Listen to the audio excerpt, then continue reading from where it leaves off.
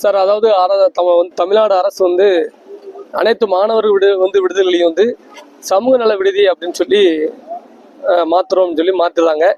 அதுல குறிப்பா பாத்தீங்கன்னா எங்களுடைய முக்கோணத்தில் ஒரு பிரிவான கள்ளர் மக்களின் ரத்தத்தால் உருவாக்கப்பட்ட அந்த கள்ளர் பள்ளிக்கூடத்தை எல்லாமே முதல்ல கை வைக்கிறாங்க. இதை எங்களை பொறுத்தளவுல எப்படின்னா, கள்ளர் பள்ளிக்கூடம் எங்க மக்கள், எங்க கல்லறின மக்களால் உருவாக்கப்பட்ட பள்ளி. எங்க மக்கள் படித்து மேம்பெற வேண்டும் என்று எங்க மக்களால் எப்படின்னா வசூல் பண்ணி உருவாக்கப்பட்டது 1920. அதை அழிக்கும் பொழுது எங்களுடைய அடையாளத்தை அழிக்கிறாங்க அப்படிங்கிற வேதனை எங்களுக்கு இருக்கு.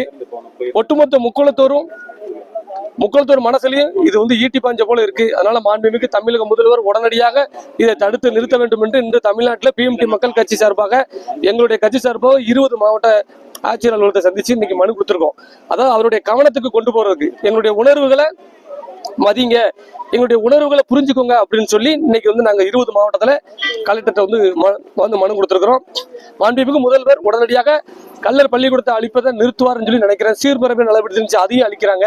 இப்படி தொடர்ந்து எங்களுடைய அடையாளத்தை அழிக்க நினைக்கும் போது எங்களுக்கு மிகவும் ஒட்டுமொத்த முக்கோணத்தோடு இன்னைக்கு நாங்க வருத்தத்தில் இருக்குங்கிறத மாண்புமிகு முதல்வருக்கு இன்னைக்கு பதிவு வச்சிருக்கிறோம்.